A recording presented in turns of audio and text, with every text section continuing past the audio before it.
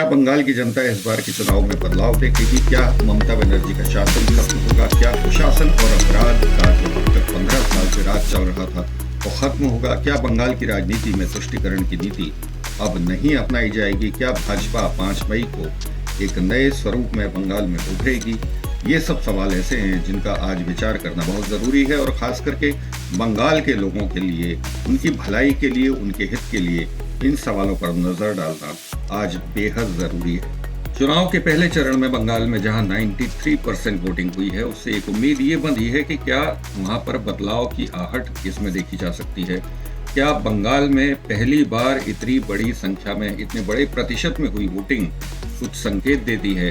तो सबसे बड़ा संकेत इस वोटिंग से ये मिल रहा है कि लोग बदलाव चाहते हैं और इस बार बेखौफ होकर के, बिना किसी डर के अपने घरों से निकले हैं। और इसमें बहुत बड़ा हाथ वहाँ पर जो सेंट्रल फोर्सेस तैनात की गई हैं उनका है। उन्होंने जो वहाँ पे लोगों को एक आश्वस्ति दी है, एक अभय दिया है कि आप आइए और वोट करिए, निर्भय होकर वोट करिए।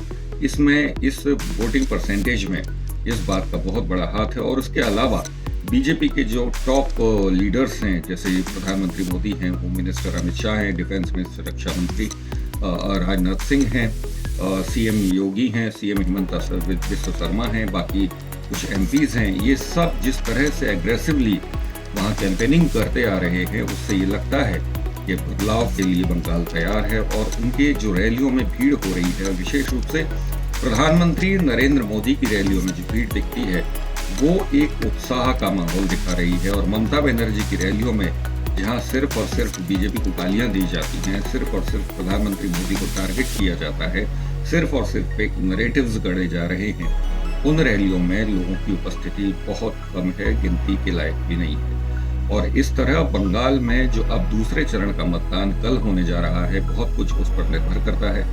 बंगाल के लोगों की ये अग्नि परीक्षा जैसी है।